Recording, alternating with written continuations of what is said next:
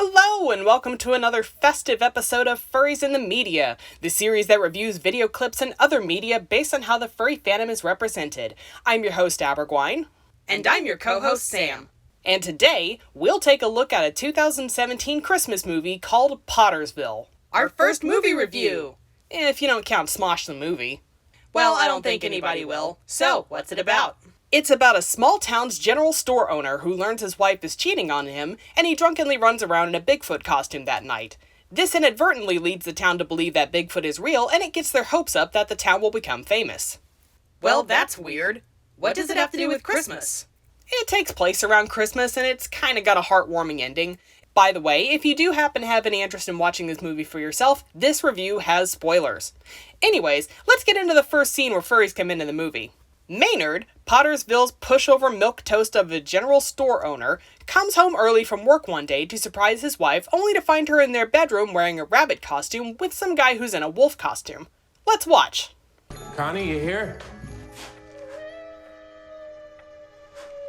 No way. Did she get a puppy? Did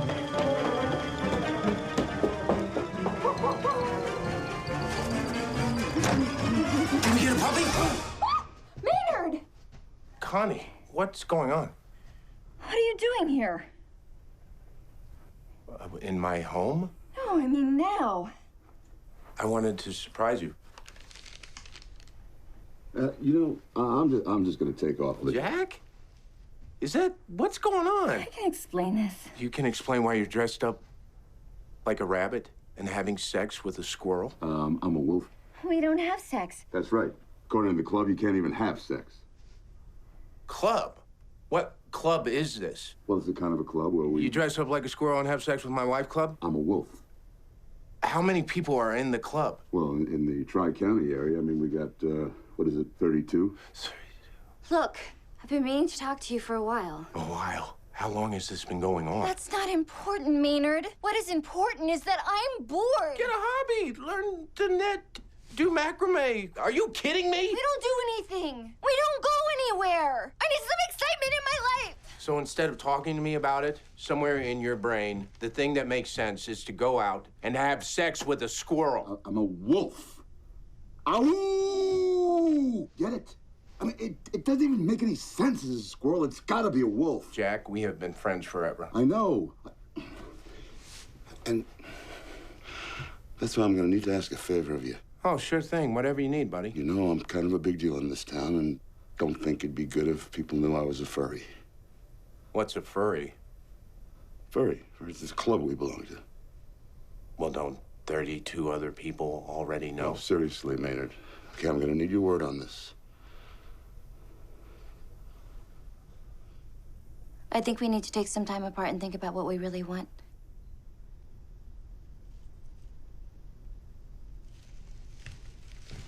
Maynard, you're gonna have to keep a tight lip on this.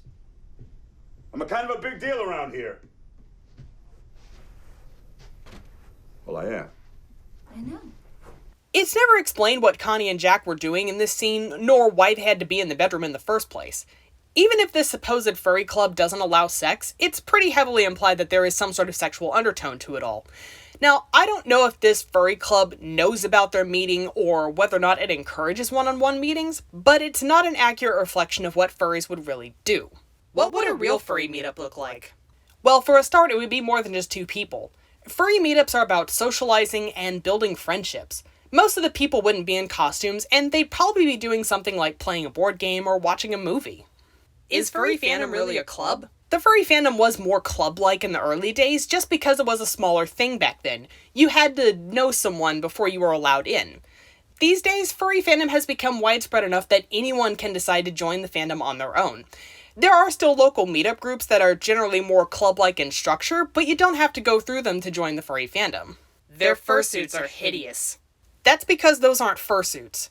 Fursuits are usually custom-made costumes that represent a furry's fursona, or a furry persona. That's not to say that a furry can't have a mascot costume as their fursuit, but it seems to be something of a rarity. I think it's likely that Connie and Jack's fursuits are just mass-produced rental costumes.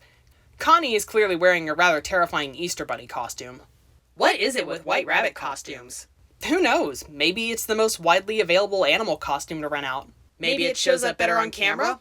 Maybe because it just looks the most absurd. Anyways, before we move on, there is a subtle detail in this segment and the next segment that I'll discuss in the My Thoughts section of the review. See if you can figure out what it is. After this scene, Maynard gets plastered and goes back to the general store where he puts on a ghillie suit and a gorilla mask and runs off into the night. He wakes up hungover the next morning and the town is abuzz with news of Bigfoot sightings.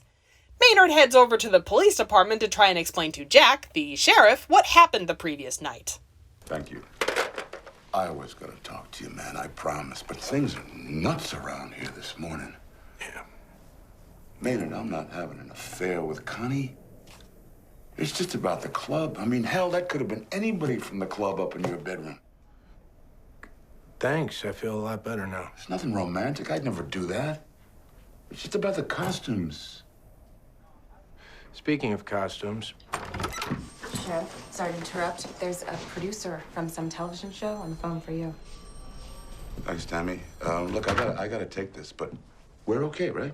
Hey, I'm never gonna rub the bunny again, I promise. Ew! Rub the bunny sounds like a euphemism for something really nasty.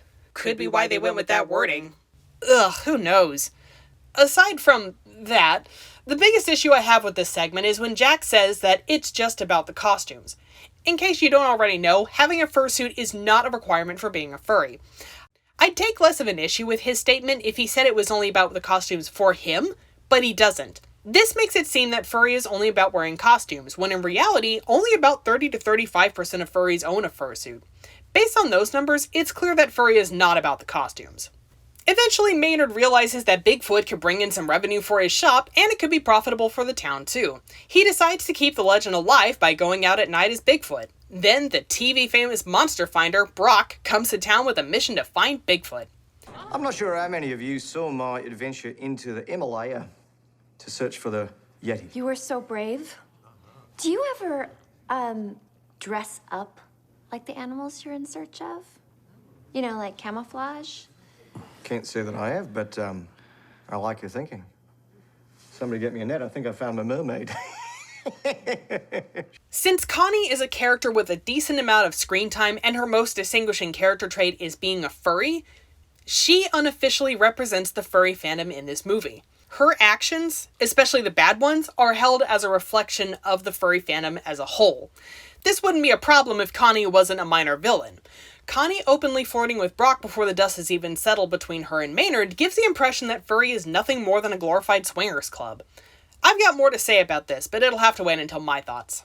After this scene, Bart, the local survivalist, raises the town's hopes of fame and he offers to capture Bigfoot, but no one initially takes him up on his offer. Brock is scared out of the woods by Maynard that night. Bart and Jack, the sheriff, join Brock and go back out into the woods to capture Bigfoot. Maynard doesn't want to be captured, but he realizes that the town's shot at fame all hinges on whether or not Brock gets footage of Bigfoot, so he decides to go out as Bigfoot one last time. Back in the woods, the three Bigfoot hunters hear a noise and go investigate. Jack realizes that he did, in fact, have a previous engagement in this very neck of the woods, and he tries his best to stop the other two from stumbling into his secret. Let's see how this plays out. Welcome to our first annual Squatch Watch Spirit Gathering. You're what?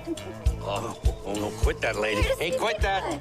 You people, yeah, you have to go. You have to get out of here. Well, do your loving somewhere else. No, Jack, Sheriff, come over here. Help me out, huh? All right, folks, now my friend here is right. Now, this is not really the time. This is definitely not the place for the, Feels kind of romantic. Hey, Jack. Your moonshine and tranquilizer's not a good combination. Get the hell away from me. Huh? He's one of us. What's one of us? Yes, I want to be a fuzzy little Joey. What the hell is one of us? What the hell's a furry? a furry is a person. They're people who just happen to like to dress up in furry clothes and rub up against each other. And I'll tell you something, Barney. I'm a furry, okay? And I'm damn proud of it.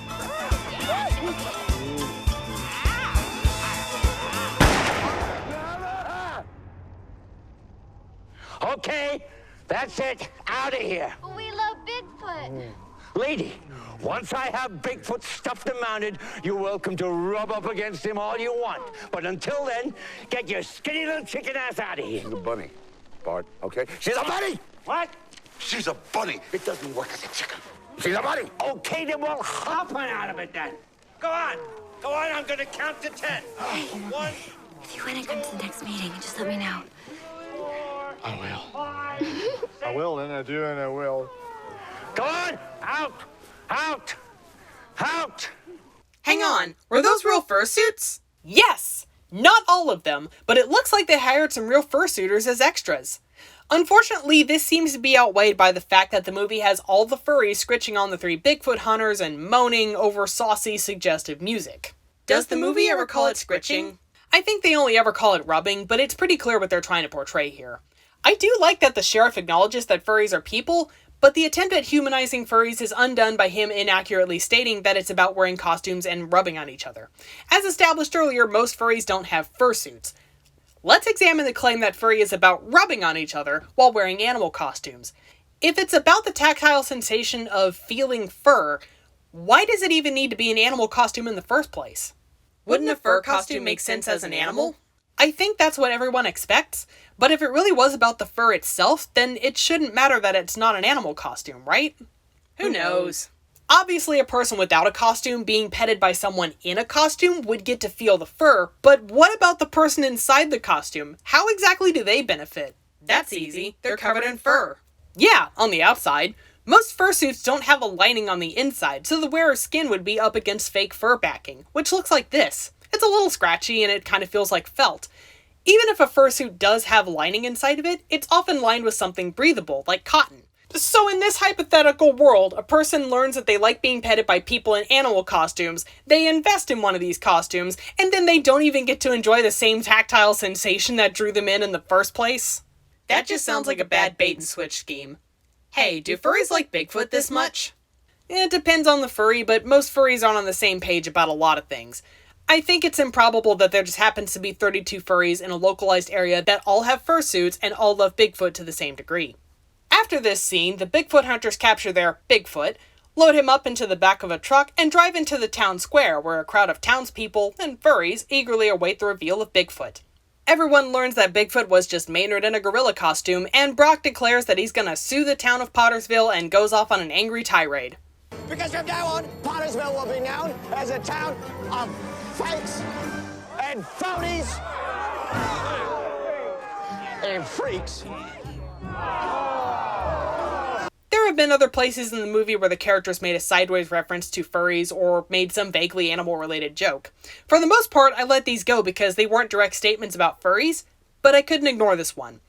While Brock's angry tirade isn't solely directed at the furries, he does single them out. Brock may not have said furries are freaks verbatim, but his pointing at Connie clearly showed his intentions. After this, Maynard begins to regain consciousness from the tranquilizer dart, but now everyone is angry with him and tells him as much. I was thinking maybe I could come over later and we could... I'd love for you to come by tomorrow, Maynard, and pack your stuff and leave. We all just wanted to meet Bigfoot. You made us look like a bunch of idiots. Ah, yep, here we go. Another instance of the furry who lacks any self-awareness making an ironic statement regarding normalcy trope. In reality, most furries are aware that being a furry is not considered normal, so they probably wouldn't show up in the town square wearing their fursuits, especially if they were trying to keep their furry club a secret. Wouldn't fursuits be good for keeping warm? Regular winter wear is far easier to put on, take off, and keep clean than a fursuit, and it does a much better job of blending in when you're trying not to stand out as a furry. My guess is that the film had the furries wear their costumes so that it was easier for the audience to visually distinguish them from the other townsfolk, and so that the irony of Connie's line would hit harder. We must be close to the end of the movie now. How does it end? Maynard starts packing up his shop since all the revenue from Bigfoot tourism is gone and everyone's mad at him anyway. Meanwhile, his assistant shows the townspeople that Maynard only had the best intentions for keeping the hoax running for as long as he could. Everyone realizes that they were all being jerks to Maynard when all Maynard wanted to do was give everyone hope. They all go apologize to him, and it's a Merry Christmas after all. Now let's take a look at those review stats. Information accuracy is 14%, and the spirit is 50%. coming out to an average of 32%. And now time for my thoughts. This was a weird Christmas movie, and I'm not entirely sure what to make of it. The film does use the term furry, but the way it portrays and defines furries isn't accurate to real furries at all. Just in case you're wondering, the real definition of a furry is a person who is a fan of anthropomorphic characters, or animals with human characteristics. Maynard seems to be convinced that furry is only about sex, and honestly, I don't blame him in the slightest. His first exposure to furry is in conjunction with learning that his wife is cheating on him. That is going to color the sort of memories and personal feelings he associates with furry. Maybe furries are shown badly because it's from his perspective? Well, even in the scenes where Maynard is absent, furries are still portrayed stereotypically. Maynard's not an unreliable narrator in a psychological thriller, so I don't think that explains it. I think it's more likely that furry just happens to be right at the intersection of something unfamiliar to the audience that's vaguely sexual and Bigfoot. Thus, furry is played up for the sake of absurdity. Okay, but can we talk about those real fursuiters? Yes. It looks like they actually cast real fursuiters for some of the extras. I honestly think they did a better job of emoting through their costumes than the other extras. You could tell what their characters were thinking, while the other extras were just kind of standing there. I wasn't able to find any information on those fursuiters, but in any case, I hope that they knew what they were getting into beforehand, I hope that they were paid appropriately for their time, and I hope that they had fun. Alright, now I've got some business to tend to from earlier, particularly the character Connie and how her character's actions reflect on the furry fandom as a whole. It doesn't help that the audience's very first introduction to furry is in the context of Connie cheating on Maynard with Jack. It seems like a lot of the times that furry is brought up in this movie, Connie is there, or it's brought up in reference to her. Connie's character is very closely associated with furry, furry is portrayed as something that's vaguely sexual, and the main character associates furries with sex. All of this bolsters the association of furry with something that is bad. From a writing standpoint, it does a good job of being consistent and building on what's already been established, but it doesn't do real furries any favors. Why doesn't Jack represent furry fandom the same way Connie does? Oh, I think he does, it's just to a much lesser extent than Connie. While Connie's character revolves around her being a furry, Jack is a sheriff first and a furry on the weekends. Jack did have an affair with Connie, but he seems to somewhat redeem himself. He acts like a normal sheriff, and he gets involved in the Bigfoot hunt, presumably for the safety of others involved. He even ends up kind of standing up for the furries by acknowledging that they are people, even if his definition of furries wasn't accurate. Just a side note, I think the writers might have thought Jack's career choice was an absurd contrast to him being a furry, but in reality it's not unheard of for furries to serve in law enforcement. Speaking of what furries would do in the real world, that reminds me, it's time to reveal those subtle details I mentioned early on in the review. I noticed in those two segments that the sets are decorated in ways that subtly hint at Jack and Connie being furries. Connie's house has stuffed animals, and Jack's office has a wolf statue on the desk and a poster of a full moon on the back wall. This closely mirrors how a furry might subtly decorate their personal space if they don't want to advertise that they're a furry. Shout out to the prop department or set designer or both or whoever, y'all did a good job there. My only nitpicks about this are that the square of fur under Jack's phone might draw attention, which goes counter to him not wanting to be found out as a furry, and Connie's leopard print jacket doesn't fit with her having a rabbit persona. I've yacked on long enough in this review, so let's wrap it up. Is Pottersville an accurate representation of furries? No. But that's not to say that it didn't at least get a few things kinda right. The set designs are close to how real furries might decorate, there were real fursuiters in some of the scenes, and the sheriff does acknowledge that furries are people. Pottersville may have gotten just about everything else wrong about furries, but I don't believe that it did so out of malice. I actually expected it to get a little better of a score than it did, but unfortunately even factoring in all of those good things didn't help. Is Pottersville a good movie otherwise? Not by most people's standards. But me? I actually kind of liked it. Not because it has furries in it, but because it has such a wacky premise. My husband and I like movies with ridiculous plots like that. I mean, who puts Bigfoot into a Christmas movie? Who does that? For me, having Bigfoot in any movie usually indicates that it's going to be an hour and a half of schlocky fun, especially if it's a movie that's trying to take itself seriously. Well, that's it for today's episode of Furries in the Media. Have fun, stay awesome, and happy holidays, everyone. Bye-bye.